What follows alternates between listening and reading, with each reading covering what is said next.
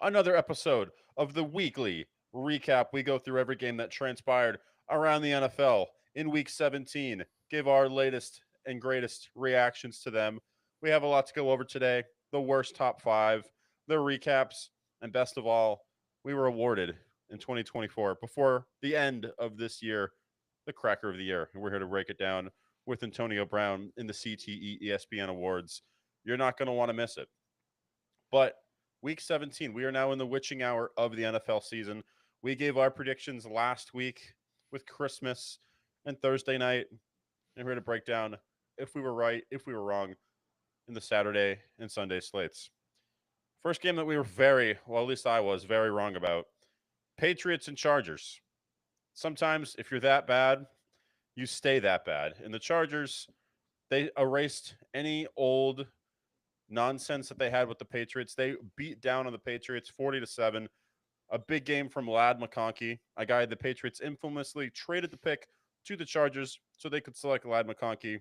The Patriots continue down their wide receiver woes. But Chargers annihilate Patriots. Does this give you more hope for the Chargers come playoff time, or they just beat up on the Patriots?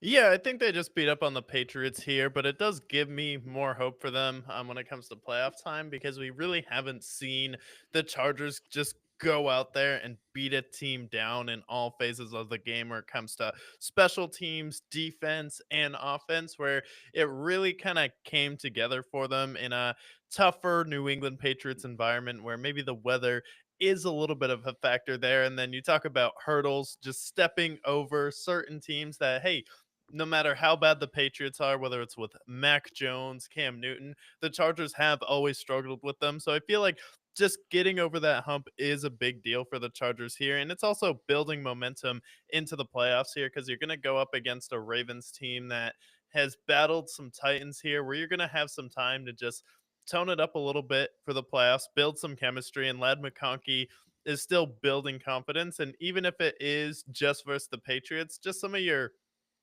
rookie wide receivers like Lad McConkey, and then also your offensive line getting some confidence. Justin Herbert taking that next step here. It really seems like Jim Harbaugh has been the one to unlock that next level in Justin Herbert. And I feel like just taking some momentum into the playoffs, having a massive blowout where you're able to come into the playoffs off a great win. I feel like that is going to be a good sign for the Chargers here because they still have one of the top defenses as far as total points against with the Chargers here. And then you're going to be going up against probably a Ravens team who doesn't have the greatest defense in the world.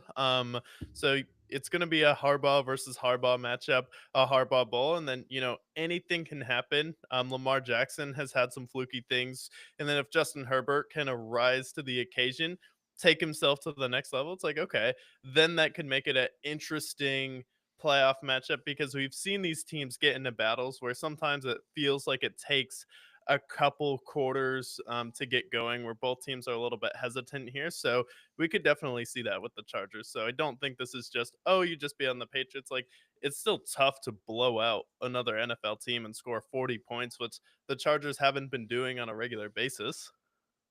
Yeah, not at all. And honestly, the way that they've been playing too, they could leapfrog the Steelers where they potentially face the Texans. And I think the Chargers would max up greatly with the Texans. So this is a good game, not because I think the Patriots are the competition that they'll be facing by any means, but if they can leapfrog the Steelers and then face the Texans, they'd set up for a matchup against either the Ravens or Bills or potentially the Chiefs if any of those guys go out. But they're in a situation where if they can leapfrog the Steelers this upcoming week and they face the Texans, they're going to absolutely be in a situation where they can upset the Bills or Ravens. We could see potentially an AFC championship game where the Chargers are playing in that game, which I think speaks to Jim Harbaugh and how he could turn the Chargers around as quickly as he did for a team that I don't think is nearly close to where they want to be, at least receiver talent wise, which is why I think they'll see T. Higgins eventually be targeted there. But credit to Jim Harbaugh, credit to Justin Herbert, who feels like he's being unlocked a little bit with Jim Harbaugh as well. So credit to the Chargers. They've definitely overachieved this year, but what they've done to this point, I think they can absolutely win a playoff game. Yeah, especially we'll preview the games later, but the Steelers have just been on a skid here, and the Bengals are desperate to get into the playoffs. And the NFL, I think, is desperate to get the Bengals into the playoffs because no one really wants to see Denver and Bo Nix or Miami if the Broncos end up losing. Um, go up against the Buffalo Bills here. So I do think we will see the Bengals beat the Steelers next week. So I do think like a Chargers and Texans matchup is going to be realistic. And the Texans like are on a generational slump right now where Tank Dell just went out. Literally the entire offense is Joe Mixon, Nico Collins, what's left of CJ Stroud, and an absolute turnstile for our offensive line here. So I think the Chargers defense will be able to eat them alive, and then you just get one win there. So I think you'll see a situation where you'll have the Chargers rematching with the Kansas City Chiefs in the second round. Then we'll probably have Buffalo in Baltimore in the second round. But I think this is an overall good win. And then for the Patriots, seems like they're on the fence if they want to bring Gerard Mayo back here, but you trade out for Jalen Polk. You take him instead of Lad McConkey, where it's like Lad McConkey is like the prototypical New England wide receiver, where he's a white slot receiver who can block, but also Lad McConkey has some wheels. He can get downfield, and I feel like he's more athletic than the Julian Edelmans or Wes Welkers or the Danny Amendolas of the world here.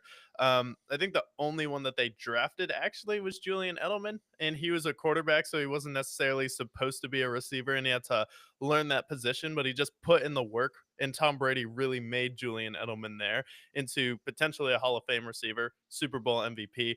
Then you could go out there and draft Lad McConkey. I feel like your season would be a little bit different if you had Drake May and Lad here. You'd at least have somebody to rely on because the two guys that they ended up drafting, I know the Patriots need receivers badly. I see why they made the trade, but Javon Baker has 0 catches. This is the guy that said he makes people in wheelchairs stand up. Yeah, so they can walk out of the stadium for how bad that you've Oh played. my god. And then you have Jalen Polk, who's been a miss for them as well. 12 catches on the year. Meanwhile, Lad McConkey had more receiving yards in this game than both of them combined. The Patriots' woes at drafting wide receivers continues. And now they have the number one overall pick where they'll probably trade down. They'll maybe give that pick to, say, the Giants or the Raiders if they want to make a move. But Patriots, number one overall pick now. Chances are they're probably going to target someone like a Travis Hunter. But at this point, like just lose at this point. You tank successfully because apparently no one else in your position knows how to do that Yeah. to this point. No, no one else knows how to do that successfully. However, we heard Jack Harlow say common ground isn't always that common. And, kind of an enemy of the Brickyard, your biggest rival, at least in podcasting, has been Micah Parsons. But I feel like you and Micah maybe found some common ground this week where he's been talking about how if the Bengals make the playoffs, Joe Burrow should be the MVP. And he's saying Joe Burrow is the best player in the league right now, currently, as it stands here. After that incredible game that we got versus the Denver Broncos and Cincinnati Bengals coming down to overtime. We had all the drama. We had missed field goals in this game. We had Joe Burrow pulling magic off with Jamar Chase and T. Higgins here. Some ridiculous throws, some ridiculous plays also from Bo Nix. But now can you finally say, I agree with Micah Parsons? I can say that confidently. Joe Burrow, if you look at his stats, they're comparable to Lamar. They're definitely comparable to Josh Allen. And the only reason why that he's not where they are record wise is because he has literally the worst defense. He has the worst offensive line in football. The running game, Chase Brown has been banged up. So is Zach Moss. So really, it's been Joe Burrow. And if he can't put up 40 points, they lose. And there's been plenty of games this year, whether it was with the Steelers or the Ravens, where if they could just get a stop on defense, we're looking at a team that instead of it being 8-8, we're looking at 10-6. We're looking at 11-5 potentially. And then if they win next week, that record could look totally different. So they've been shafted because of how bad their defense has been. Thankfully, their defense has played a little bit better down the stretch, but absolutely. I mean, if they can make the playoffs, if he can upset someone like the Bills, why isn't he in the MVP conversation? His numbers are better than Lamar. He has more passing yards. He has more touchdowns. He is absolutely, if we're talking value wise of those two teams, I think Lamar's played excellent. He's a valuable player. So is Josh Allen. But Joe Burrow, if he had any other quarterback in there, let's say we replaced him with just a middle average quarterback, like say a Tua, we're looking at a team that's probably 5-12, 4-13, looking at a top five pick potentially. So it would be absolutely ludicrous to me if Joe Burrow is not at least in the top five when it's all said and done for nominees. Obviously, we're going to have Saquon, Josh Allen, Lamar. Those are all deserving. But then Joe Burrow should be there. So should someone like Jared Goff and Sam Darnold. But Joe Burrow should be at the top of that with his stats. If we're looking at numbers, why isn't he there? Yeah. Yeah, 8 straight games here of 250 passing yards and 3 touchdown passes. Like that's record-breaking stuff here when it comes down to Joe Burrow there. And there have been some games where it's like maybe, if he showed up in September, he was dealing with a wrist injury here, so it seemed like it took him a little bit of time just to get that strength and velocity back on the football here, but he has shown why he was the number one pick, and he has been, at least eye test wise, I feel like the best quarterback this year. When you look at some of the games that they've been in, I mean, the Ravens had to score 40 points twice to beat the Cincinnati Bengals, which is absolutely ridiculous. But he came back against the Ravens, and then the Ravens end up winning in overtime where they don't end up throwing the ball, and then the Ravens end up coming back in the second game where you have a 10-point lead in the fourth quarter. And then you end up losing that game. And then the Chargers game is really the game that's going to come back to haunt them. Like the Chargers game, Patriots game, and not being able to split with the Baltimore Ravens. I feel like that's kind of where your season summed up right here, because even if you just beat the Patriots, then you would be in the playoffs. Like that's all you had to do is just show up in September, not be 1-5. And then we wouldn't have to worry about this position, which is what's been so frustrating with the Cincinnati Bengals this season. Yeah, and I have the stats in front of me. Joe Burrow in losses this year, he has 4 games where they put up more than 30 points and he lost. And those were 2 games against the Ravens, then a few games against the Steelers. In losses this year, he's 21 touchdowns, 3 picks, QBR of 108. Then I look up the other two MVP candidates that are favorited, right? Lamar Jackson, QBR of 88, 7 touchdowns, 2 picks, 60% completion. And then for Josh Allen and his losses this year, granted, Woof. I know that they only have 3 losses, but we're talking 4 touchdowns, 0 picks, QBR of 85, completion rating 49% for Josh Allen. Like that's hideous. So if we're looking at a guy who's been shafted by a bad defense, a bad offensive line, running game that's been inconsistent, then it's obvious. Like Joe Burrow, he could end up this with the season with 46 touchdowns potentially. So it's absurd. So I'd like to think that the voters have some bit of logic when they're picking these MVPs because they would not be where they are today, especially for a guy who could end up with 500 or 5,000 passing yards this season.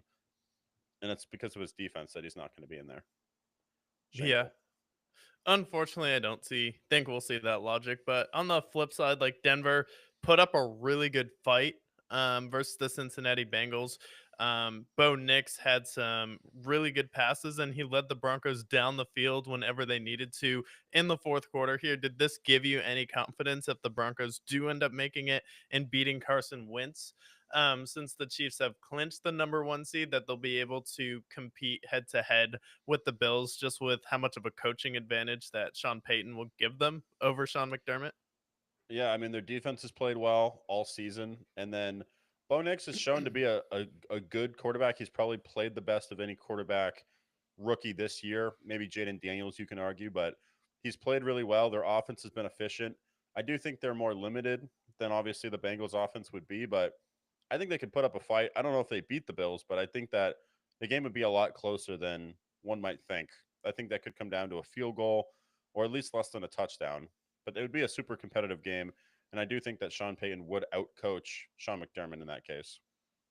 Yeah, no, I think that'd be a fun game. I don't think it'd be like the same Mac Jones versus the Buffalo Bills here, where we see a perfect game from Josh Allen and then the Broncos get absolutely annihilated. Here, I think the Broncos defense is much better, and it really comes down to if you can stop James Cook and contain Khalil Shakir. I feel like that's going to be the formula for the Buffalo Bills, because whenever James Cook doesn't have a good game, then the Bills struggle here, and their running backs have had their top 5 as far as touchdowns this year, in rushing touchdowns, and that's partly to Josh Allen, but, like, really the difference maker is James Cook turning himself into a legitimate top 10 running back this year, where he was the one that was kept breaking the game open versus Detroit, kept them in the game versus the Rams this year.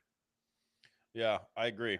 But yeah, I think if the Broncos win, they have a lower ceiling than the Bengals do, but I do think that they'll play competitively, and I think they're a worthy playoff opponent for whoever they face, most likely the Bills. But interesting to see. It comes down to the Broncos losing next week, the Bengals winning, and then the Dolphins also losing. And we're going to go over that Dolphins game later on.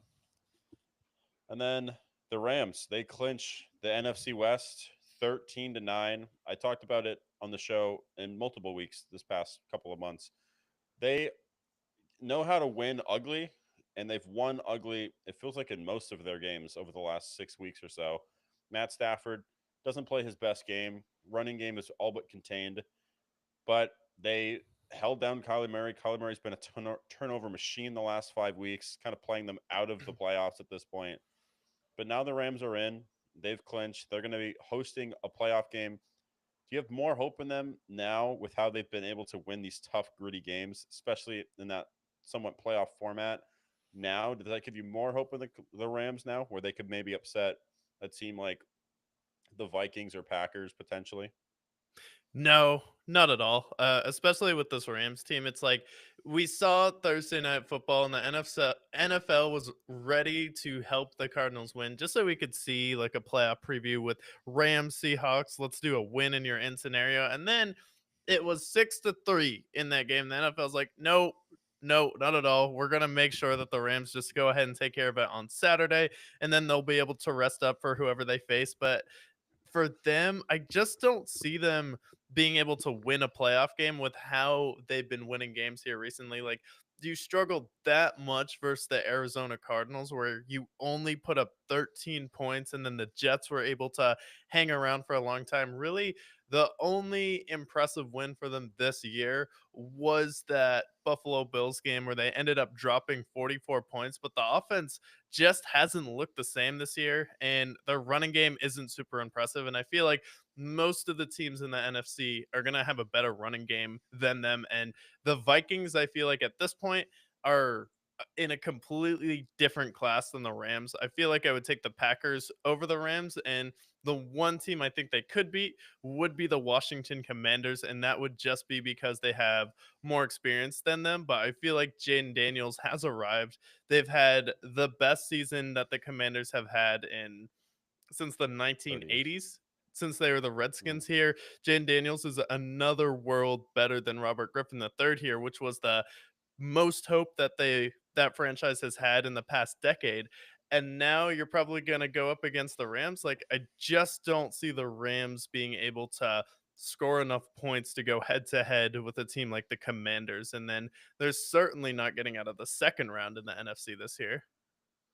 Oh, no way. Right now, if the season ended today, they'd face the Commanders. And I think the Commanders would still put up a fight. Commanders have one of the best offenses in the league. And I just don't know if the Rams can put up the points that they would need to beat the Commanders either. So that'd be a really tough game. But they clinched. They're in the dance. We were right. The Rams won the division like we predicted, and Yeah. everyone cried bloody murder because we didn't pick the 49ers. Another We victory picked them lap to for the finish Brickyard. last, and they still finished last this year.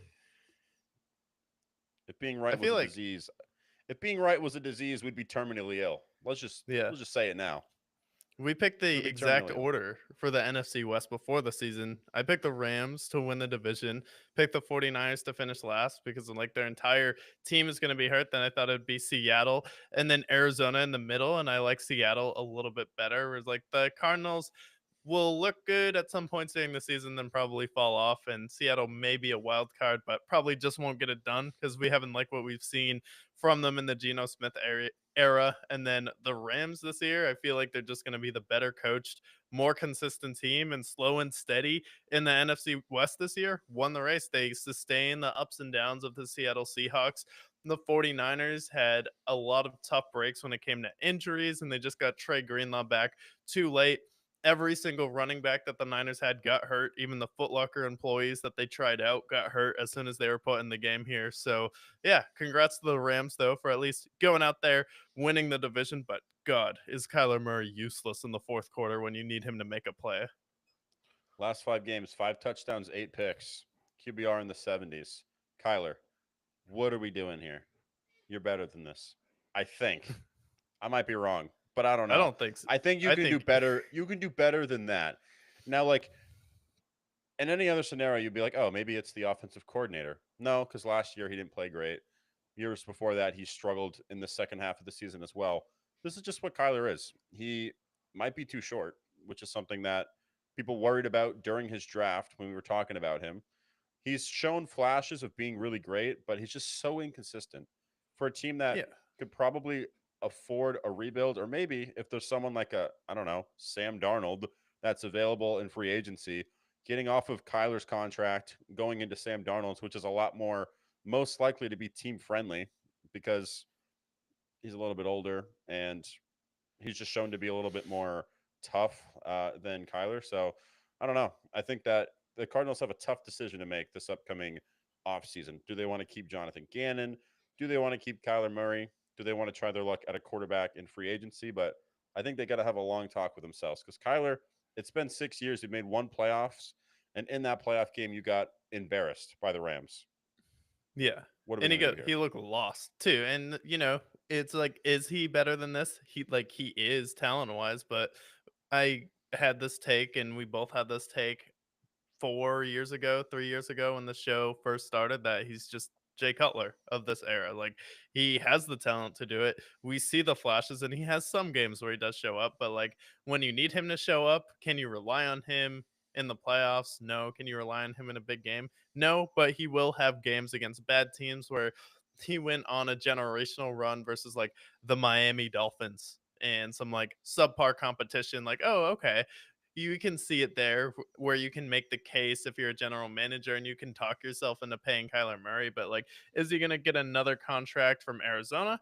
Probably not, especially if we're now going to be on our third head coach and the common through line is going to be one person. That's going to be Kyler Murray. It's like at some point it's his fault and it's not Cliff Kingsbury who, got out of his Cliff Kingsbury slump this season where he kind of looked like he was going into funk, kind of looked like it was his fault.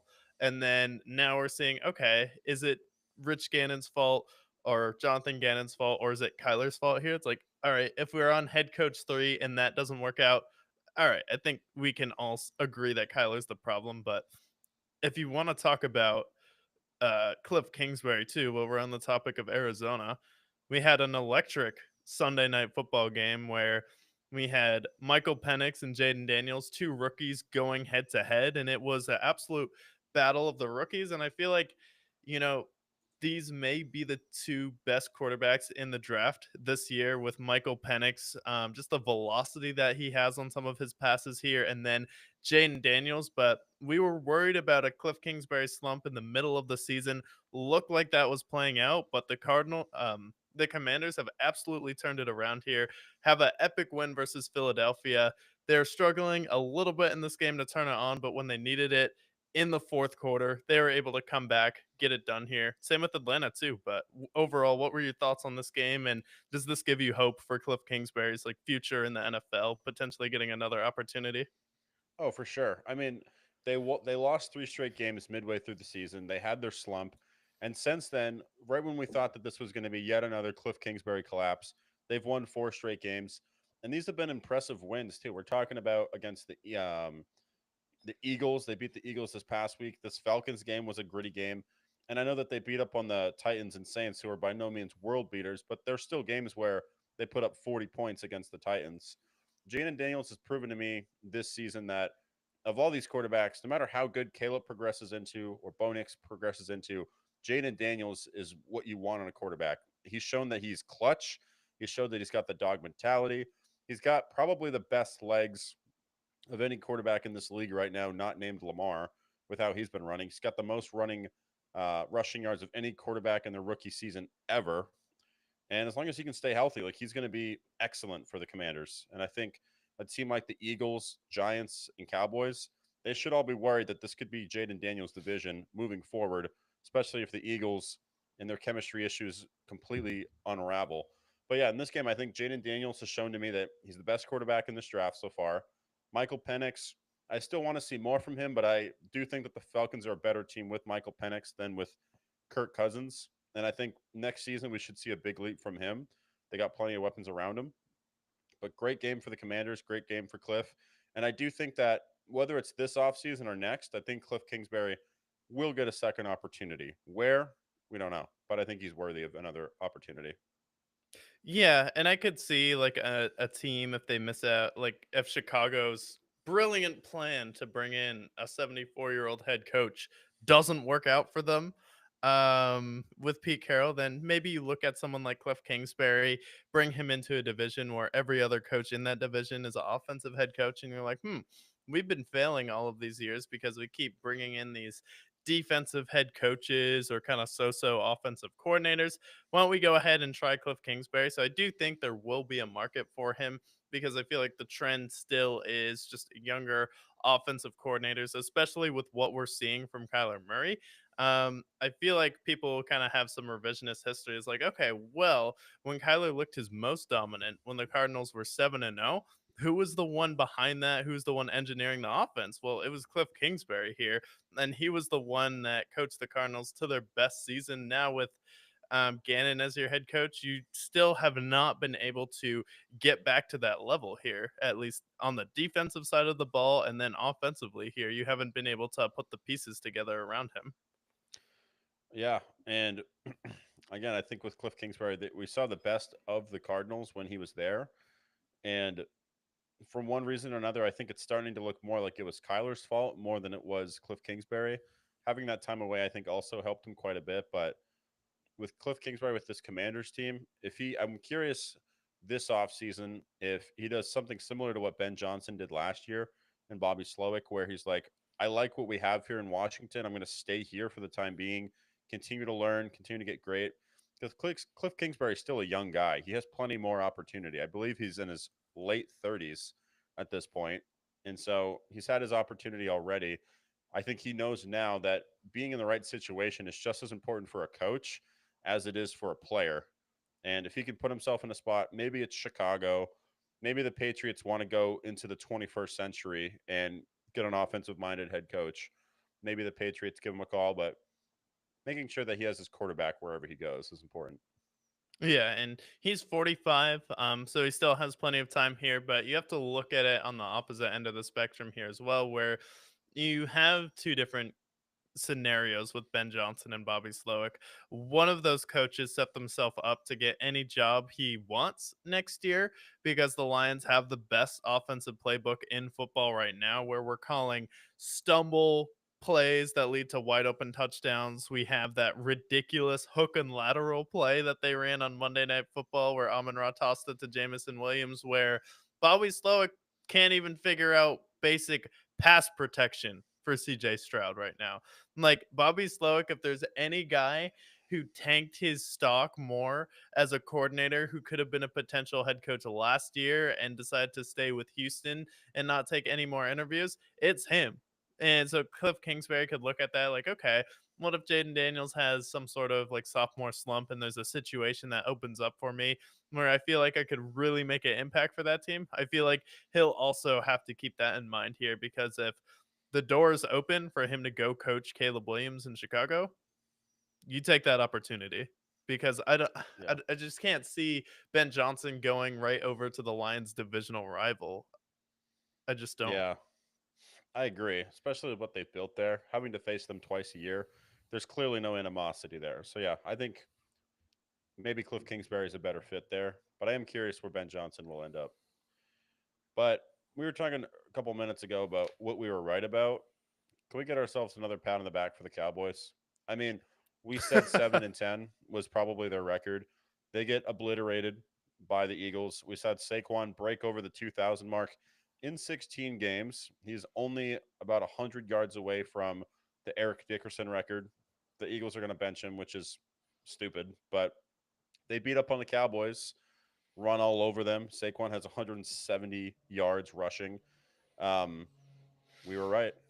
applaud ourselves again. Cowboys 7-10. When we made this prediction back in August, everyone cried bloody murder. It's weird.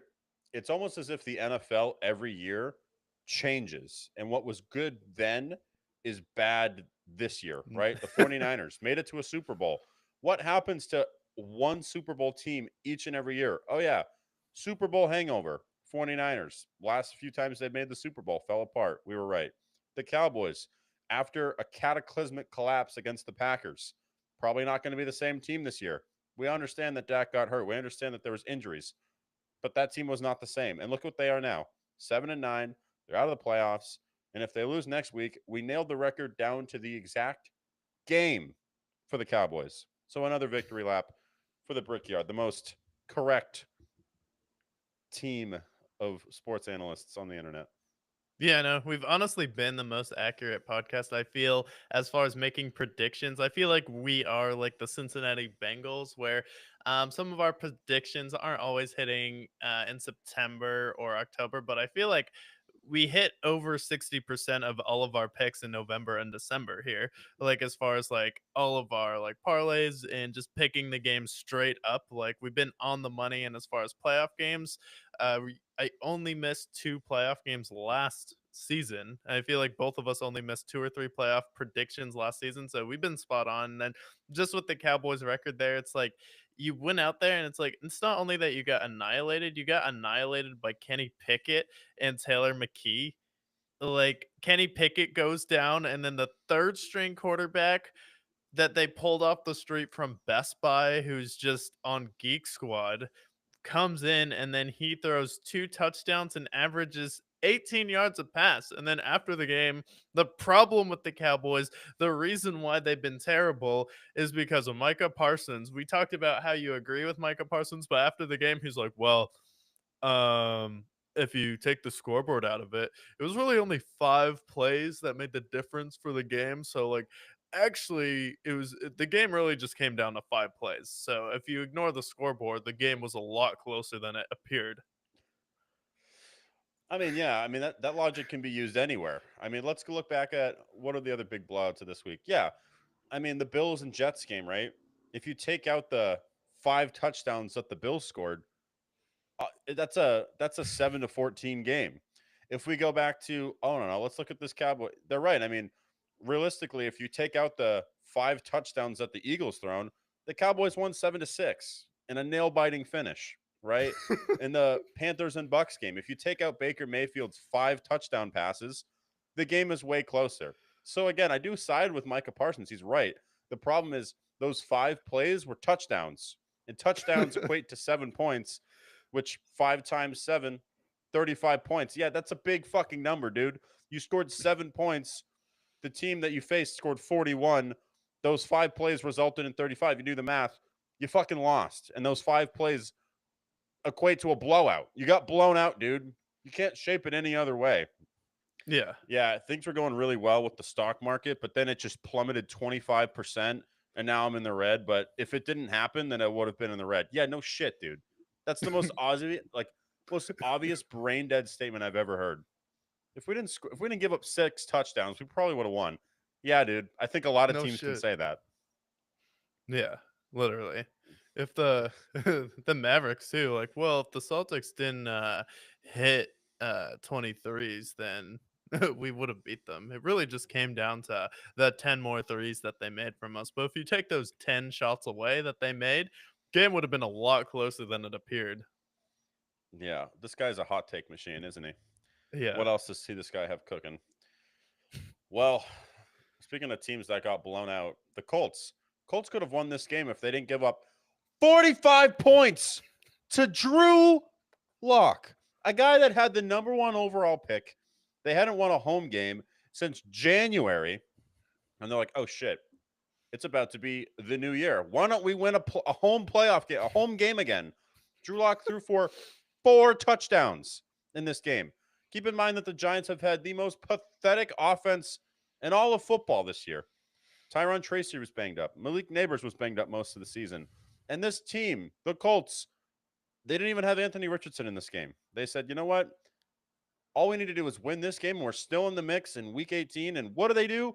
They have absolute fucking diarrhea against the Giants. The Giants put up 45 points.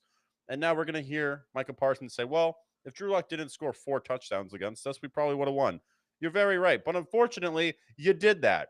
Drew Lock had 300 passing yards, 4 touchdowns, almost a near perfect QBR for a team that has not scored over 14 points in really any other game this year. And this is what happens, an absolute erosion of the Colts defense and just the Colts in general, officially out of the mix now. Yeah, no, Colts officially out of the mix now, and deservedly so here. I felt like this was supposed to be one of the best teams in the league this year, but Anthony Richardson decided, like, no, I'm gonna have the accuracy of Tim Tebow here. Actually, it's gonna be worse than that. So, coin flip: is it gonna be a completion or an incompletion? That's pretty much where we're at. He's literally the Gabe Davis of completion percentage this season. And then you also have the Giants, where I put them on the top 5 because of like, wow, you have Drew Lock at quarterback. Seems like you really have this tanking team figured out, and they're like top 5 for tanking.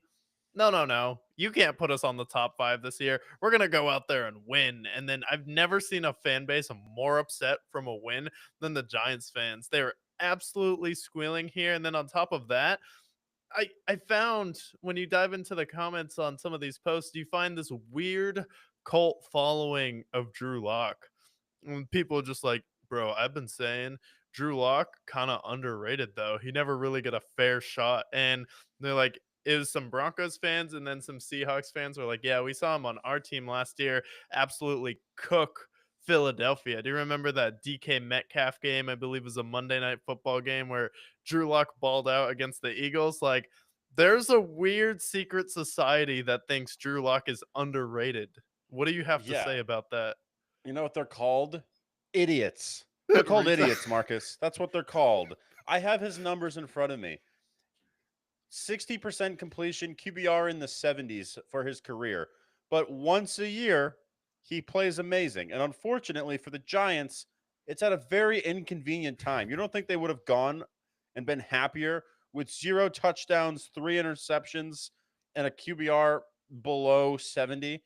I think they would have taken that 100%, especially because this team, in case you didn't know, the 2 offensive weapons that they had last year, Saquon, he left. He now has 2,000 yards rushing, only the 8th running back ever to do so. And then the other guy, Daniel Jones, has helped the Vikings go to potentially the number 1 seed. Hopped on the bandwagon there. So you don't think they would have taken that over the Drew Lock that one time a year? I mean, good God. I hate those type of fans that go absolutely ballistic about a below average player because once a year they have this complete unraveling of their normal selves and they just play like God for one game. I mean, if I had that same logic, then the greatest running back of all time is Brandon Bolden for the Patriots and Dolphins. It's True. ridiculous. No, just because they were good for one game in week 17 of the 2024 season does not mean that they're a good quarterback. Now, if you guys want to move forward with Drew Lock, have a great time. You'll be an annual recipient or weekly recipient on the worst top 5, which, I mean, it's only up from here. That's what you've been all season, anyways. You might as well stay where you are. No, I think people who say that are, I'm going to say it, retarded. They're retarded. Sorry, I'm going to Yeah. say it. 2025, we can say it again. Yeah, we can say it again. We're taking it back in 2025. We can say whatever we want because Eminem uncanceled all of the bad words that were keeping Eminem down. He was so edgy here, and then Eminem's like, no, it's okay. We can say that again. But yeah, I do like the Brandon Bolden comparison for Drew Lock because they would always have the one massive game. And for Brandon Bolden, typically against the Miami Dolphins, that'd typically be the team he would have a massive game against. But what a way to end your season for the Indianapolis Colts. And then the Giants similarly ending their season on a hot streak here. Good luck with Quinn Ewers because that's probably now the route that the Giants are going to go because you watch the Texas game, Quinn Ewers potentially played himself back into the draft this year. He's contemplating though whether or not he wants to enter it. But like for him, what a fall because he was supposed to be one of the top prospects coming into the draft this year and now he's probably going to be viewed as like, this guy might actually just be like Kenny Pickett. Yeah, and unfortunately, the Giants were the number 1 pick Now they're the number 4 pick. The number 1 pick will probably be traded to somebody. And if I'm the Patriots, I wouldn't trade them to the Giants, unless if No. they're going to give me like a Brian Burns, or if they dare depart with Malik Neighbors, which is just wishful thinking for the Patriots. But And Malik Neighbors. and Malik Neighbors, right? Yeah, exactly. But like, chances are the Titans are going to take Cam Ward or Shador Sanders because they're above them, and then whoever falls between them is probably going to take Shador Sanders. So like, they're not going to get the two prospects that everybody wants. So it is going to end up being a Quinn Ewers, whether it's their fourth overall pick or whether it's the second round pick with Quinn Ewers. It's probably going to be Quinn Ewers for the Giants now because they played themselves out of it. They beat the Colts. Congratulations. You upset a team that doesn't even play in your Yeah. conference at this point. Congratulations. You beat up on them because we had Drew Lock wear his Tom Brady panties this week. Congratulations. Yeah, the problem with the Patriots though is I feel like they're gonna have the number one overall pick, and they're gonna be like, let's trade back and take Scatabo because we need another running back. That's the hole on our team. That's the most Patriots thing to do. It's like, yeah, we'll try and go for T. Higgins, and that'll be the plan. Then they're gonna whiff out on him because of $1 million, and he's gonna end up going to Denver or the Chargers, which is going to be the destination for him if he ends up leaving the Bengals. And then the Patriots are like, all right, let's go ahead and take Scotabo here. I feel like we need another running back. That's how we're going to help out Drake May. Well, I mean, it's better than what they have now, I suppose. But if they take him first overall, good luck to the Patriots organization. But Giants are a fool. Talk about another team that has ruined their draft stock. Another team that could probably benefit from sucking, the Raiders. Talk about a tanking suicide. Ever since I was like, yes, this team is smart, they are tanking successfully. What have they done? They have taken me, they have tied me up and taken a giant shit on me since. They've won 2 straight games. They have doubled their win total in the last 2 weeks. Within a 2 week span, they said, hey, Zach, you're a fucking moron. We're actually really stupid. We're going to play with pride. As if you guys couldn't have played with pride all season and tried to be competitive. You have Aiden O'Connell and Gardner Mustache Minshew playing for your team. And now you guys are going to start playing good football now, even though your team was 2-12. All you needed to do was suck, and you were going to get Shador Sanders. But instead, you're like, no, pride. We have Brock Bowers. What else do we need? We're going to go out and try to get Sam Darnold in free agency, maybe. No, this is this Raiders team kills me. They really do. I had so much pride to say, yes, the Raiders suck, but they have a plan. Nope, I was wrong. They had no plan all along. And now I feel hoodwinked. I feel bamboozled, run amok, dare I say. The Raiders have made a complete fool of me, and I will forever hate the city of Las Vegas because of what they have done to me and my pride. Yeah, I mean, I saw this coming too, unfortunately, this week. I was like, the Saints. Oh, the Raiders are on just a perfect trajectory. Like, if you're a Giants fan and you're mad, I get it this week because you're like, oh, we finally had some luck go our way here, and then you end up having Drew Luck go for a nightmare. But like the Raiders, it's like just the momentum was going the right way, and the Saints are absolutely collapsing right now. I was like, I just see the Raiders going out there and beating them. Ends up taking place, but congrats to Brock Bowers though for breaking every single rookie tight end record. I can't imagine what that offense is going to look like with the legitimate head coach and you know, quarterback there. So if they can figure out just the quarterback situation, get someone in there who can actually make a difference. Maybe if you miss out on the quarterbacks you want in this draft, then you're in the market for Sam Darnold. If the Vikings don't end up signing him to a team friendly deal here and someone's offering him $60 million now, which is what lunatics like Colin Cowherd are pushing for Sam Darnold. But yeah, with the Raiders, just a tough blow here. And then the Saints are another team that figured it out. Like, okay, we're just running it with Spencer Rattler here. Derek Carr making one of the most idiotic plays of the season. He gets the Dumbass of the Year award by far. Derek Carr reaching for that trophy. Like, maybe let me make the dumbest play possible in football. Well, check. You got it. So if that was your goal, but the Saints and Raiders, just an absolutely abomination. But at least congrats to Brock Bowers. He looks like he's 30 years old. He looks like he's a driver's ed teacher. But he's one of the most dominant tight ends in the NFL this year. So that's cool. He he immediately stepped in and became the best tight end in football right away. Pretty much his Yeah, first game, he was immediately excellent. Now he has over 1,100 receiving yards. I think he's got like 7 touchdowns on the year as well. He's been the best tight end in football since he stepped onto the field. And that's what people were saying in the draft. They said he was going to be excellent right away. He's got 108 catches now, which is the most by any rookie um, receiver tight in end. NFL history. Yeah, and tight end too. Receiving yards, he's going to finish with 1,200. He's got 4 touchdowns on the year, but imagine this guy if he had. I don't know if there's a Jaden Daniels prospect in the draft. I don't know if Shordora Sanders is going to be that good, but even if just he's 80% of what Jaden Daniels is, then what is his stats going to look like? Is he going to have Gronk level dominance at a tight end position? Is he going to have a Travis Kelsey level dominance at one point? I know the Raiders are going to want another receiver, but even if it's just Brock Bowers is enough where he's going to get next season. You could see him with potentially 130 catches, 1,400 Yeah. yards, 8 touchdowns. Like he is unworldly. I've never seen a tight end come in and be this dominant right away like this. Yeah, yeah, say you move on from Antonio Pierce and you get someone like Mike Vrabel or Cliff Kingsbury to be your head coach and you get a quarterback in the draft this year, I could realistically see Brock Bowers having a season where he has over 2,000 yards. Like that's definitely something I could see, and I could also see him being the first tight end to be a triple crown winner where he leads the league in receptions, yards, and touchdowns.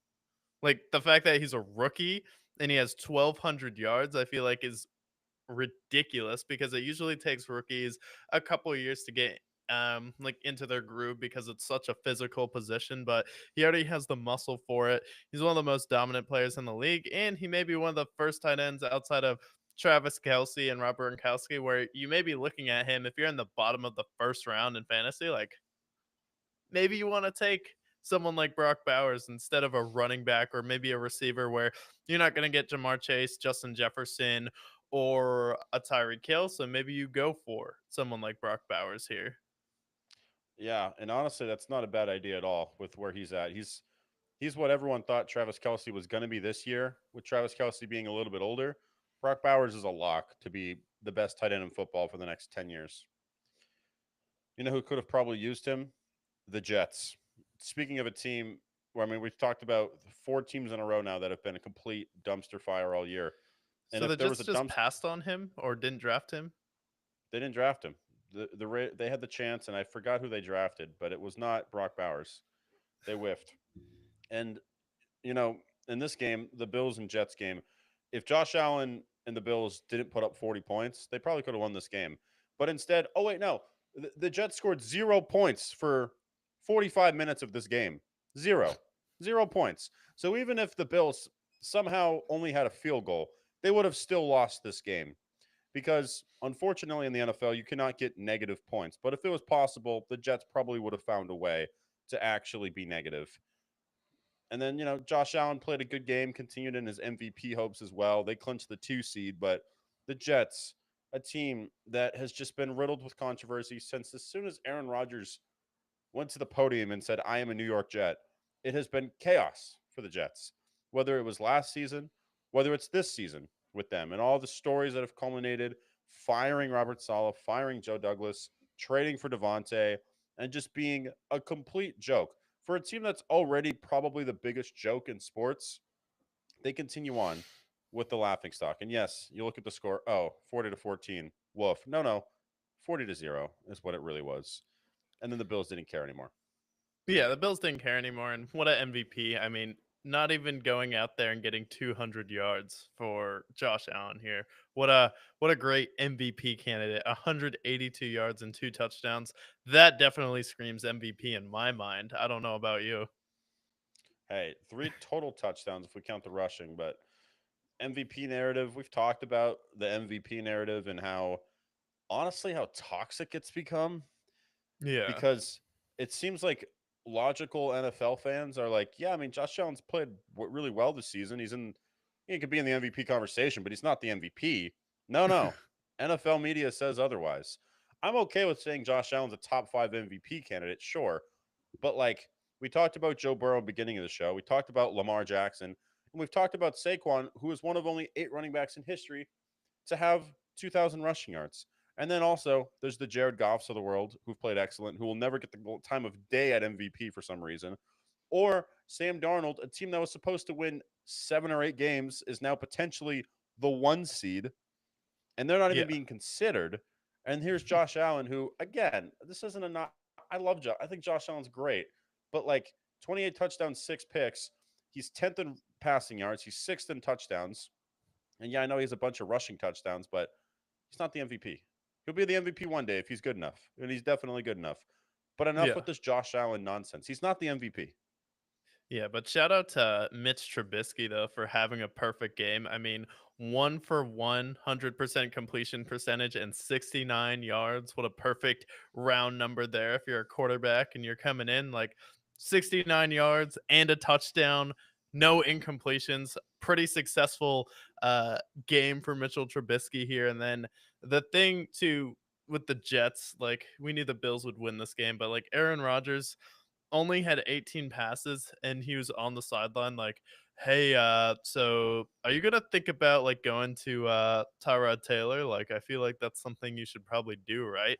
Just like quiet quitting on his team. Like people have this problem with LeBron James because LeBron quit on his team in Cleveland and he's had some moments where he just pouts and takes himself out of the game. But like Aaron Rodgers this season, even people who are Aaron Rodgers fans have had like a hard time defending him. And, with Aaron Rodgers, you played for one of the best franchises, one of the most consistently great franchises in NFL history. Like the Jets aren't the Packers. And the fact that you thought you were the sole engine of the Packers driving them to success, like, sorry, you couldn't be any farther from the truth there because while you are one of the top 10 greatest quarterbacks in NFL history, you're one of only four people to have, over 40 touchdowns, less than five interceptions, QBR over 100. And every quarterback who does that, it's like literally you,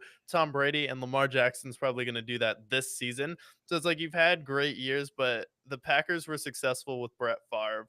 They were the first team to win a Super Bowl, and then they go from you to Jordan Love, and they're still in the playoffs every single year. They won a playoff game for the first time in a little while where you've kind of been stumbling, you've kind of had your issues in the playoffs, and then you thought you were going to be like Tom Brady and just go to the Jets and turn this franchise around. And delusional people in the media, retard as some may say, I wouldn't say it's just some people say that, on ESPN we're like, I think this is a Super Bowl team. It's like, okay, yeah, let's let your fan bias come in here. And then people putting this team in the Super Bowl, it's like the Jets don't have a plan, and now it looks like they're going to move on from Aaron Rodgers and Devontae Adams next season.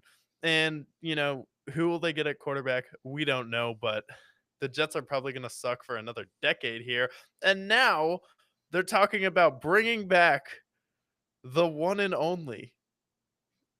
Similar with Tarantino, they share one common trait. This man and Quentin Tarantino, Rex Ryan, the footman himself, is talking about he's making his case to come back and coach the Jets, and the Jets are like, yeah, this is the best we were in a long time. Like we got to the conference championship with Mark Sanchez, even though his record with the Jets was below 500, it was at least close to 500.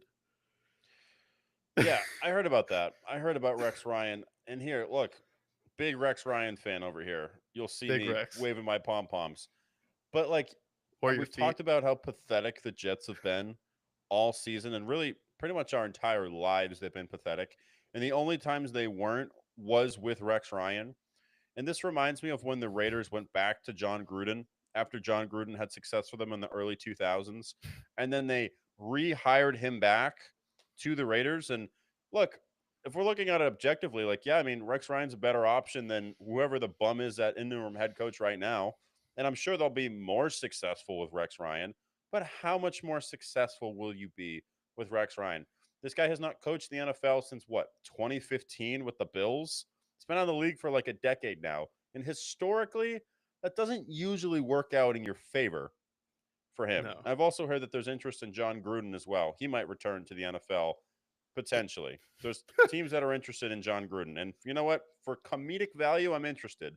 And same goes with Rex Ryan. But the fact that you guys have been irrelevant for 15 years now, and you're going back to the guy that made you relevant 15 years ago, don't you think that's a little pathetic for a Jets Yeah. team that was basing your status of how good a receiver is by their Madden rating this offseason? I think you guys should get your priorities straight and decide maybe Sexy Rexy is not the one for us. Maybe we should go, I don't know, into 2025 with a 2025 mindset, get an offensive minded head coach, get a good offensive coordinator, get a good quarterback that we can groom and develop.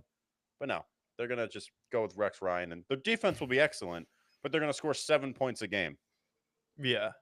No, speaking of John Gruden though, like shout out to Dave Portnoy. Like outside of the Brickyard podcast, he may have figured out the greatest sports show in history, which is just Dave Portnoy and John Gruden taking live calls from fans, and then John Gruden just listening. Did you see the rant from the Giants fan where he's like, Oh, yeah. "Wow, that has so many levels in it that's even too complex for me to break down. I mean, he ripped the Patriots, he ripped the Giants in that, and now I don't even know where to start. But yeah, that guy, he's in a tough place with the Giants here."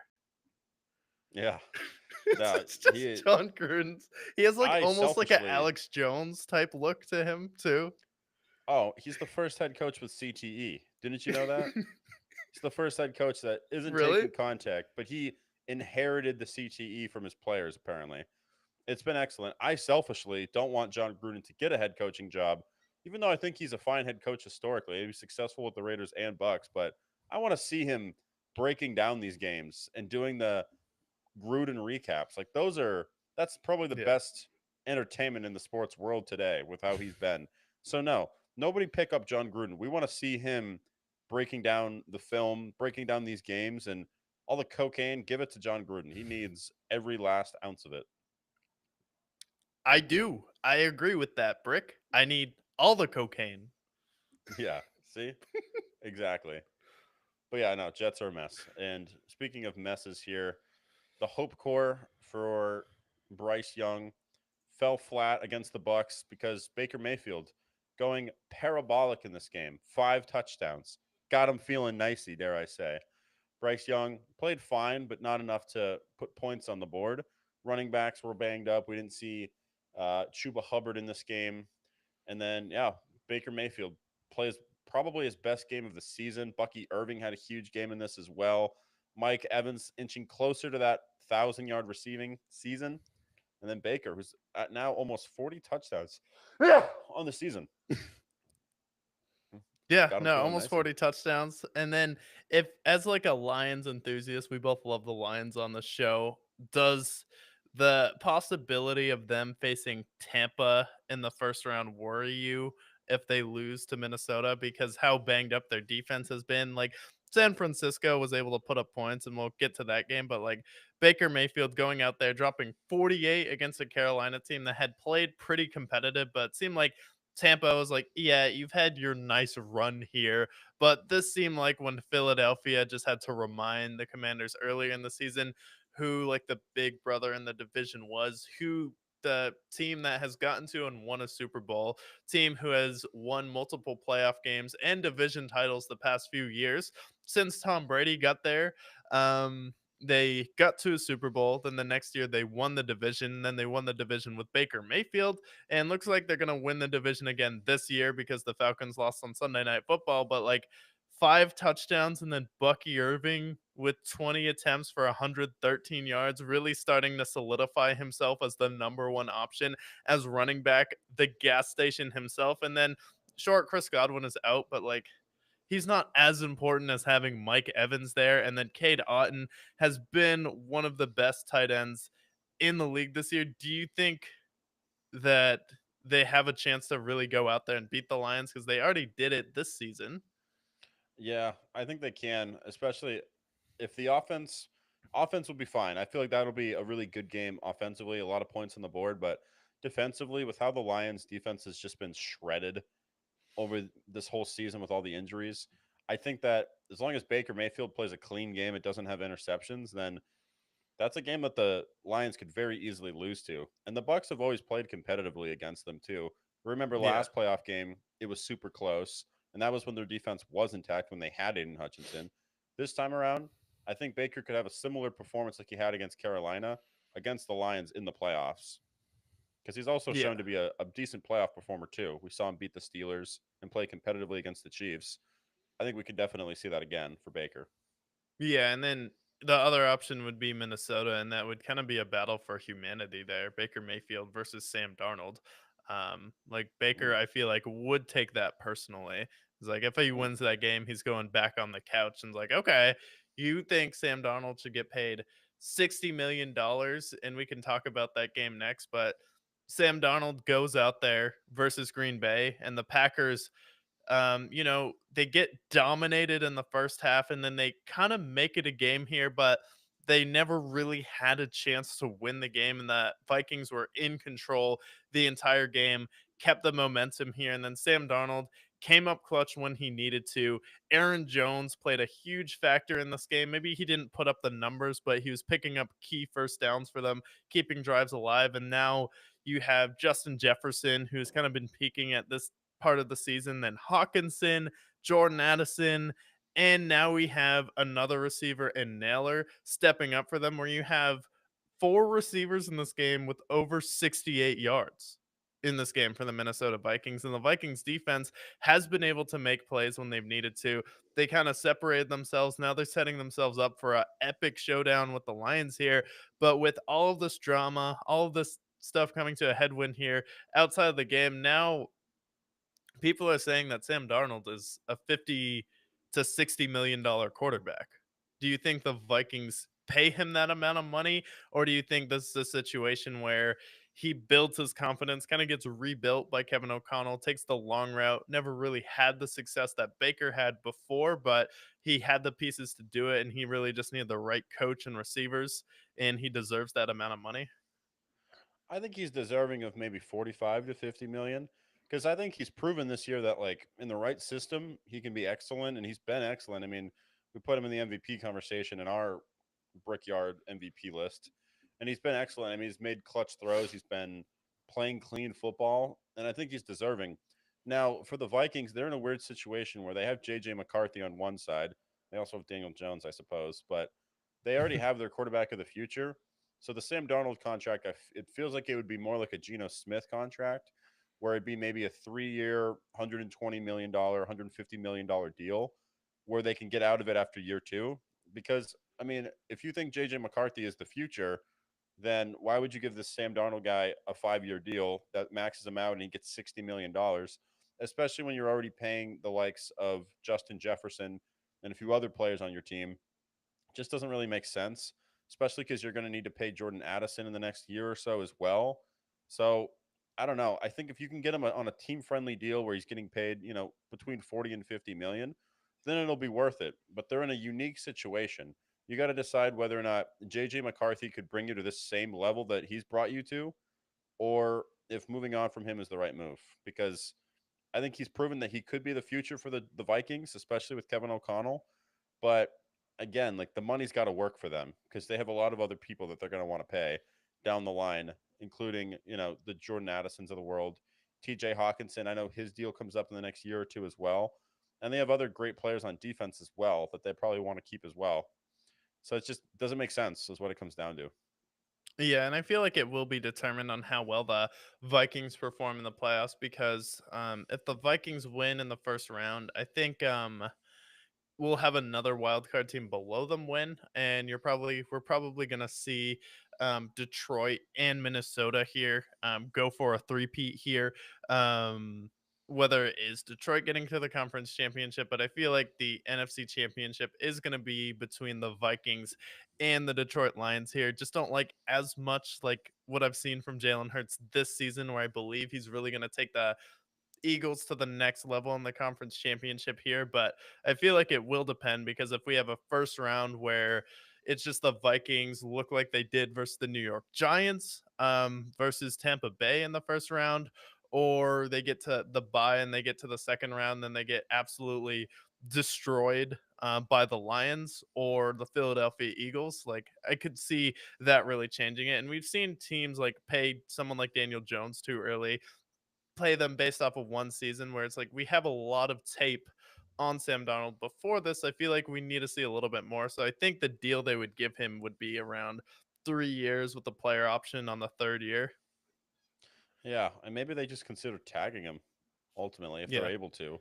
Tag him, pay him the 55 million next year and then make it figure it out cuz again, like we've seen 1 year miracles before. And I don't know if Sam Darnold is going to be that guy or not. I think he's been in bad situations. So this is really the first time he's been in a good situation where he's got everything that he needs. But also, I mean, like next year, maybe they lose some pieces. Maybe Aaron Jones walks and goes somewhere else. Their running game isn't the same. Maybe they lose some offensive talent.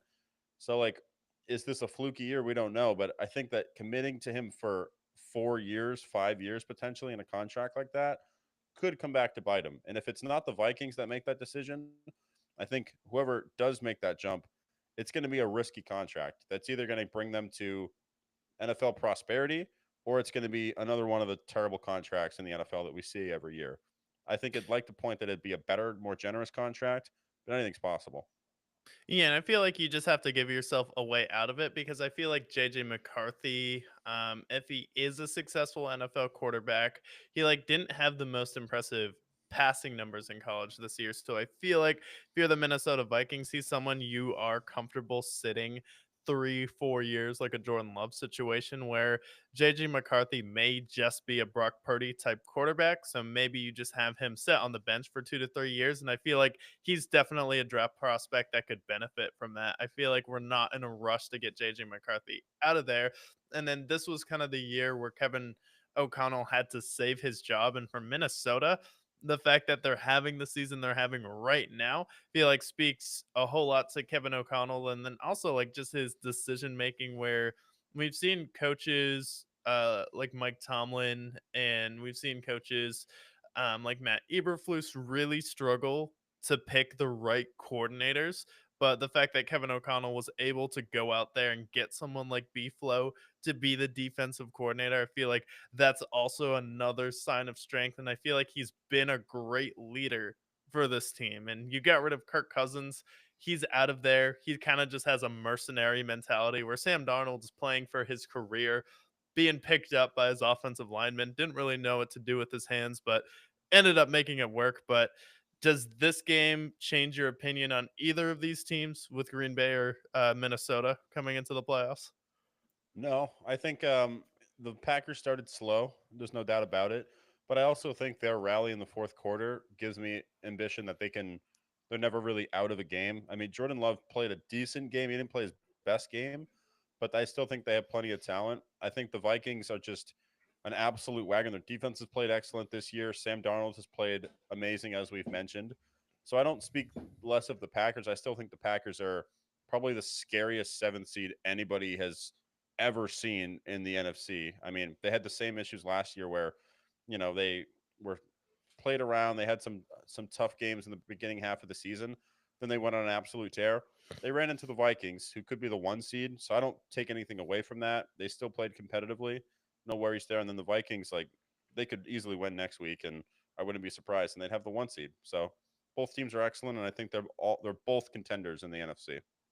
Yeah, I think we could definitely see three NFC North teams in the second round in the divisional round of the playoffs because I do think that Green Bay, they match up pretty well against the Philadelphia Eagles. Then once you get to that situation, you're like, okay, who do you actually like more? To who do you trust more to make a play at the end of the game? Is it Jordan Love or Jalen Hurts?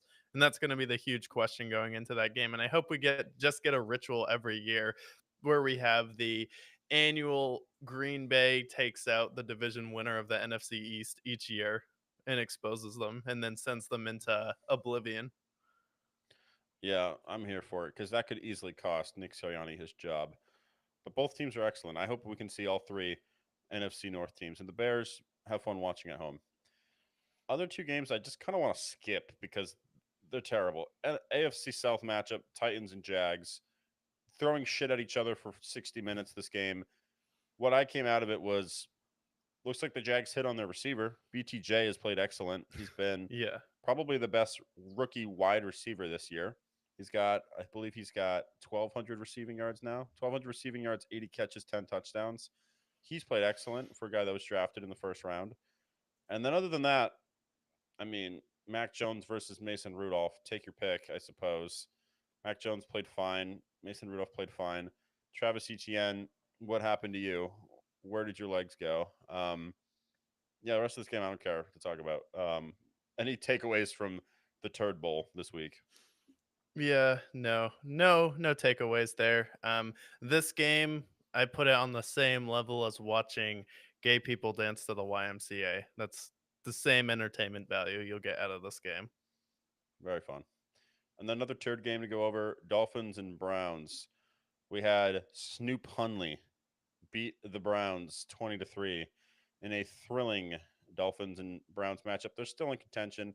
Tua sat out; he has a hip injury, but I mean, what is there to say in this game? Who cares? They beat the Browns, who are playing DTR right now. DTR, as to be expected, did not play excellent in this game. QBR in the 20s or 50 QBR. The running back core not great. Like, yeah, the Browns, they're trying to get Cam Ward, and that's who they'll probably get in that game. Last game of the week, though, as we move, unless you care to talk about the Dolphins and Browns game, anything I'm missing there? Anything important? Yeah, most importantly with the Dolphins and Brown, my takeaway was just Yep. it's kind of what I thought about that game. It's pretty Makes you that want. was like that was the only other 4 o'clock game. That was criminal. That was mean. That was Yeah. rude what the NFL did for that game. Yeah. That was just mean. That was probably the worst 4 o'clock slate outside of that. But last game to talk about was an excellent game. One of the best Monday Night Football games all year. Lions and Niners getting their revenge against the Niners, who they lost to faithfully in the NFC title game last year. Jared Goff plays excellent, QBR 130, ran all over them. Their offense looked excellent. We saw a couple of trick plays in there. But on the other side, Brock Purdy gets banged up. We saw Josh Dobbs come in, score a touchdown, and the Lions could not stop the Niners at all. And if it wasn't for the fish at kicker for the San Francisco 49ers, they lose this game. He missed two massive field goals, which would have added 6 points to the game. And he misses a faithful extra point that ultimately would have brought them to a 41-40 game. Uh, this game, I mean, the Lions win. They're going to play for the 1 seed next week. But are you worried about the Lions at this point? This game, their defense really worried me after this game, personally. Yeah, their defense definitely worries me. I mean, you still have good players on this team. You have the NFL interception leader on your team. And he played well, but yeah, I'm definitely concerned about the Lions defense because I know that it can outscore any team, but like when you're heading into the playoffs this banged up, it's definitely concerning here. So I think they'll have situations where they'll be able to pull through, but I think the Lions though, with them they just know how to and they figured out how to win some of these close, gritty games here. And I feel like they still do have a good chance to go to the Super Bowl. Now, is it as good as when they had Alex Anzalone and Aiden Hutchinson and Ali McNeil? No. But I feel like it still is a really good chance because when you get into the playoffs against some of these inexperienced teams, you'll have Amon-Ra St. Brown, you'll have Jameer Gibbs, you have Jamison Williams who you can lean on. And I feel like this Lions team is just going to be one of the type of playoff contenders that is able to just figure out a way to get it done and just get a big crucial stop when they need it, whether it's something fluky happening like the 49ers kicker missing 3 crucial kicks in this game, or whether it's just them getting a timely turnover. I feel like the Lions will end up figuring out a way to at least get back to the conference championship. But this game gave me a lot of hope for their offense because the fact that they're able to just go out there and the Niners score again and they're trailing most of this game. They end up going into halftime down by a touchdown and then they pretty much just scored every single drive in this game that they needed to.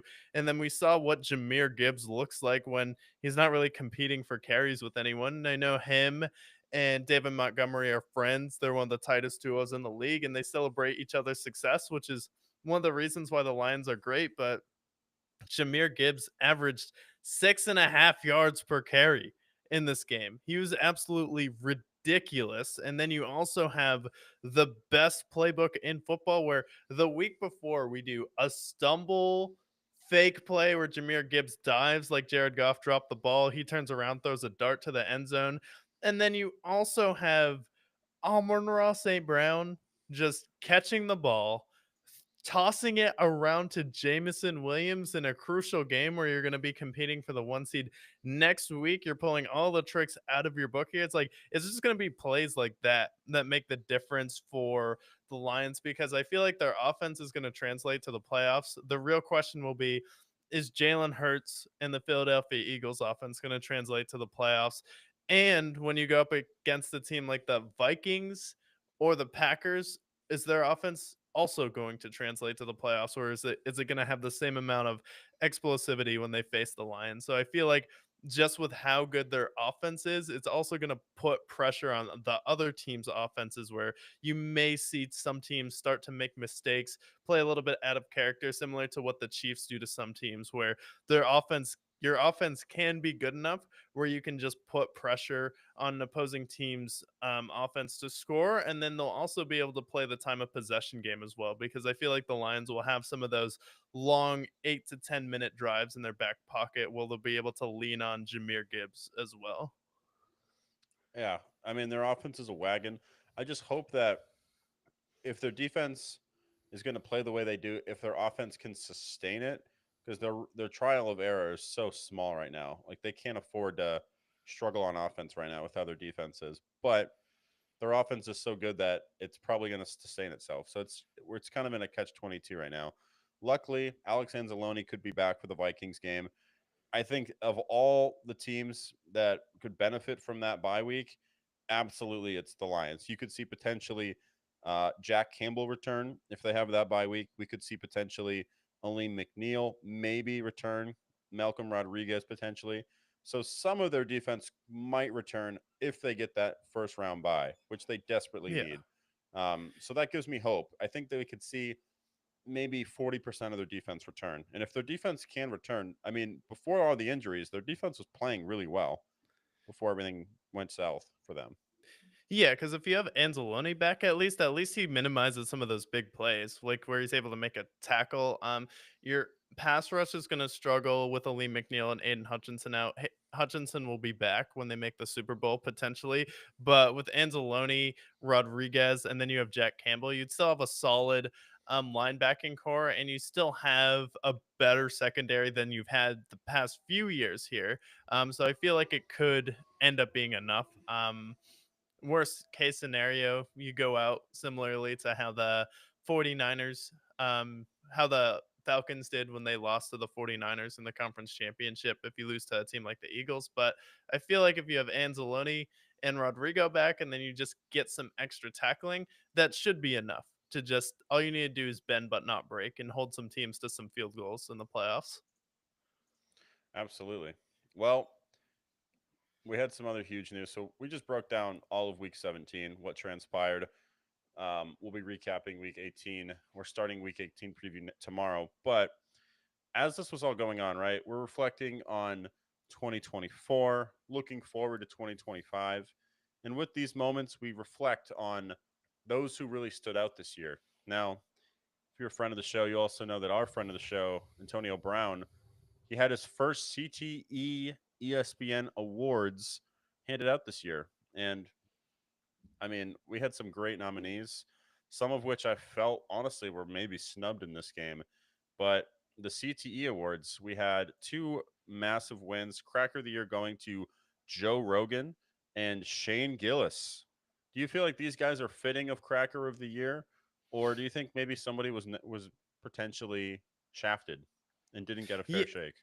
Yeah, I mean, you have Joe Rogan winning Cracker of the Year, and then you also have Shane Gillis winning Funniest Cracker of the Year. I feel like Joe Rogan's definitely deserving of that. I mean, he's had the number one podcast for how long, and he's paved the way for so many different people like in the podcast industry and really create a whole lane, and now he's one of the most influential people in comedy, where he just moved to different city, opened up another comedy store, and then he had a pretty big podcast that happened late October or early November. He had like a small guy on, ended up turning like the fate of a society in a different direction. And a lot of people made their decision because of that interview. And AB had went out there, vocally supported this person as well. So for AB's standpoint, like I could definitely see why he would put him as cracker of the year. But I feel like the most important category was funniest cracker of the year. And honestly, the nominees for funniest cracker were all very deserving. I like that he just opened up with, and the nominees for funniest cracker of the year are number one, Kevin Hart. Yep. That's Shane Gillis, Theo Vaughn.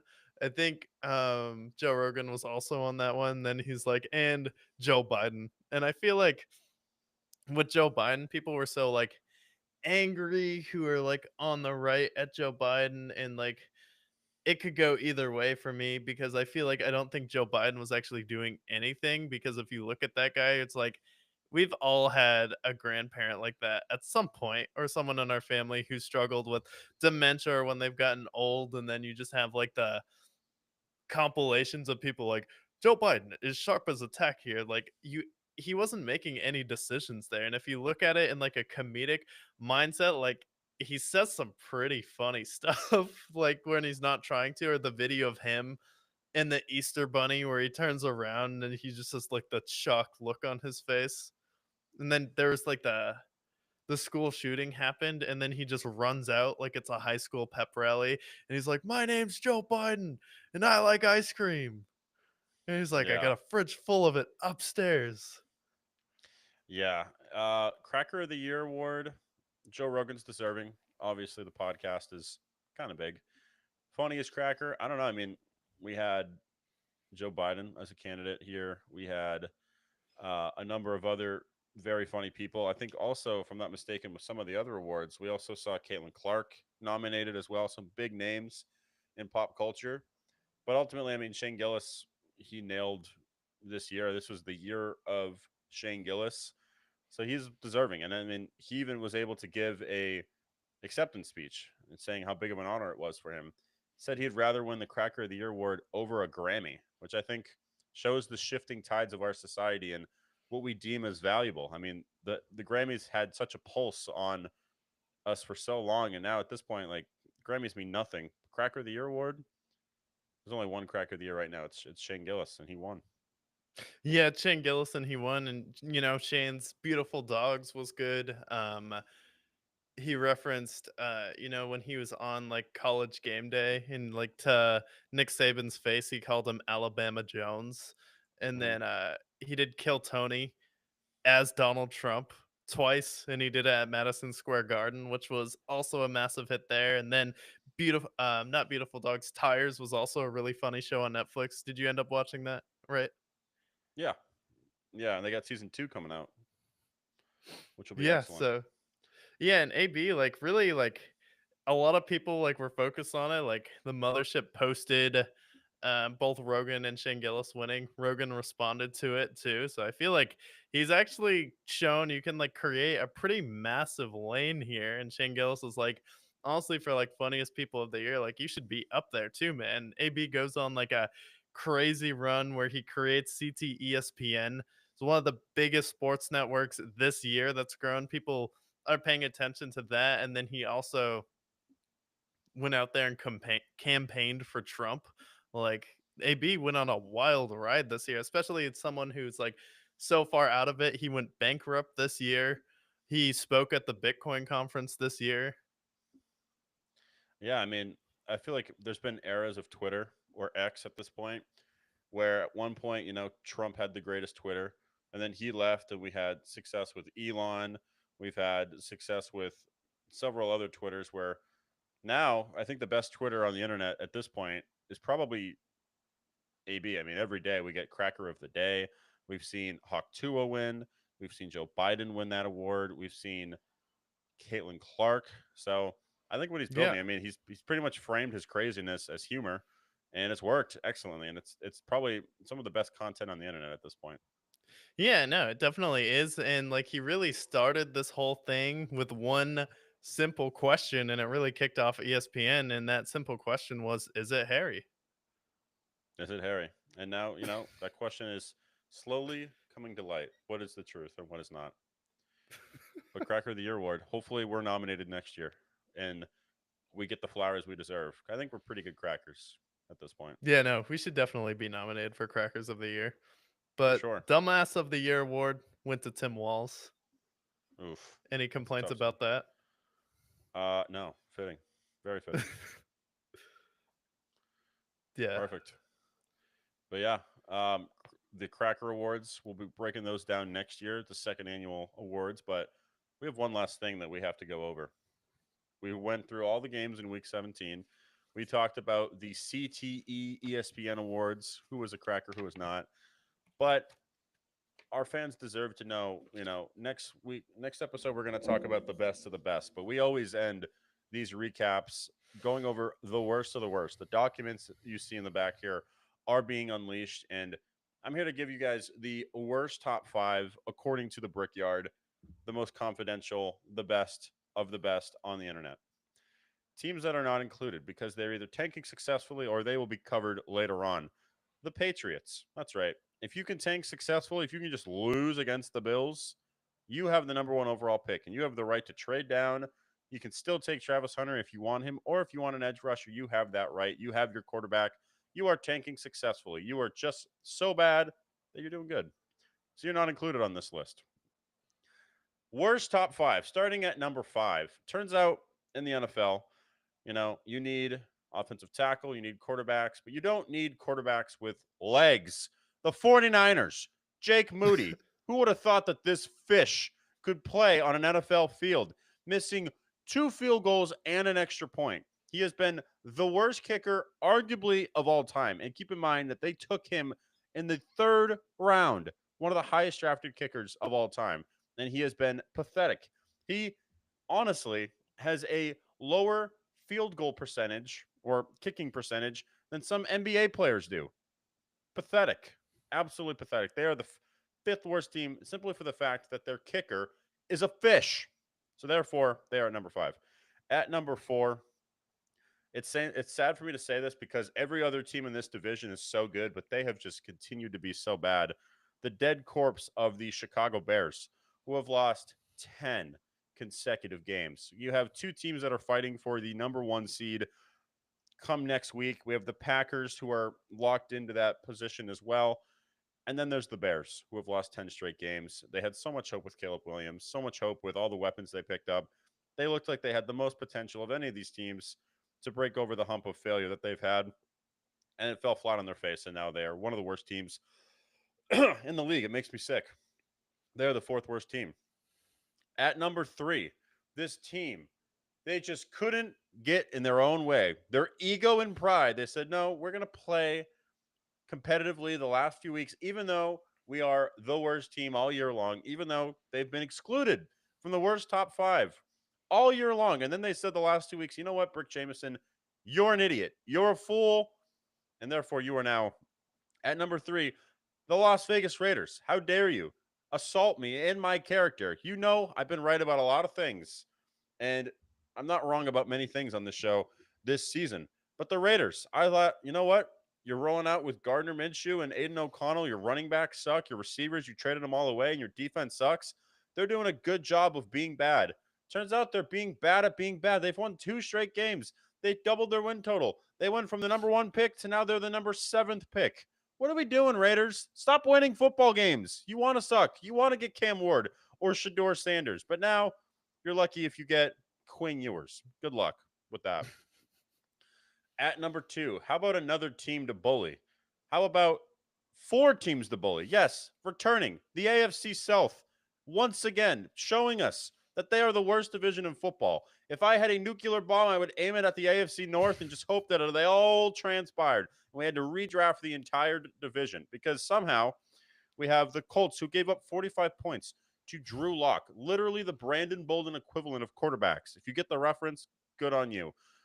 Give up 45 points to Drew Lock, who has a career QBR in the 70s, completion rating in the 50s, and touchdown interception ratio. He's lucky if it is one. And you gave up 45 points to that dude, eliminating yourself from the playoffs. You're pathetic. Jags and Titans threw shit at each other for 4 straight quarters. Ultimately, a winner was decided. Unfortunately, both teams should have gotten a loss, but unfortunately, the NFL doesn't work that way. And then the best of all, a team that's going to be hoisting a home playoff game in the great state of Texas, the Texans. They go to battle against another AFC hopeful in the Ravens, and you muster up 2 points. You're one of only 4 teams in NFL history that score 2 points in a single game. You have Kaimi Fairbairn, one of the best kickers in the league. You couldn't even get him into range. A guy that has made 60-yard field goals in the past. But no, you're so bad you couldn't even do that right.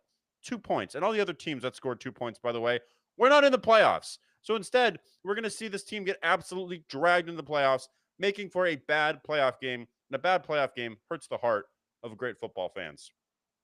But as much as that division is embarrassed and pathetic, nobody can be more pathetic than the New York Giants at number 1. That's right. If I can bully the Raiders for bullying themselves out of the number 1 pick, I can do the same thing for the Giants. You just had to, with your pride and your ego, go out there and score 45 points against the lowly Colts with Drew Lock, QBR in the 70s, absolute dumpster at quarterback. You might be seeing him playing for the Seattle Sea Dragons next year, but no, you had to do that. Not only that, the 2 players you let go of, right? You have Saquon Barkley, who's putting on one of the best running seasons of all time, the 8th running back in history to rush for 2,000 yards. And then he could potentially break the record if the Eagles weren't pussies and let him play in week 18. And then Daniel Jones walks, goes to the Vikings, and now he has a chance to play for the 1 seed next week.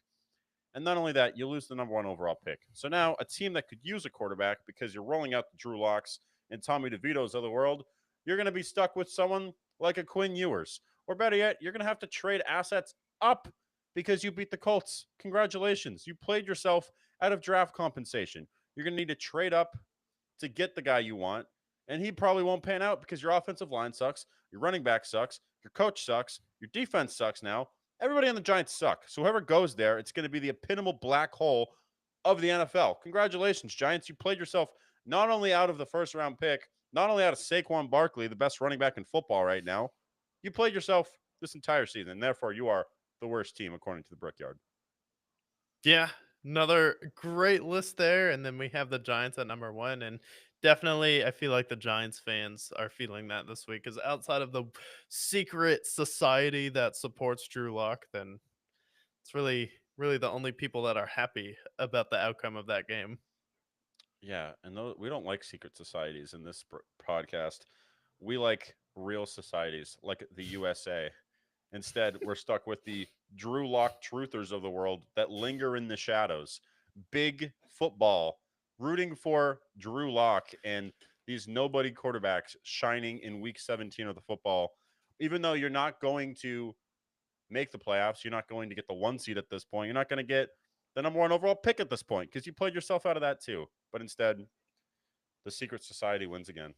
You hate to see it. No, no, they go out there and win again. But that was every single game of week 17. We broke it down. Then we'll be breaking down week 18, kind of the playoff picture heading into it, what it'll look like, some of the contenders and pretenders there, and then the top 5 teams heading into week 18 as well. So definitely don't want to miss that. But most importantly, while you're waiting for Thursday night, stay brick. Stay brick. Good shit. Internet survived. Let's go. Yeah, the internet didn't play like dog shit. Who would have thought?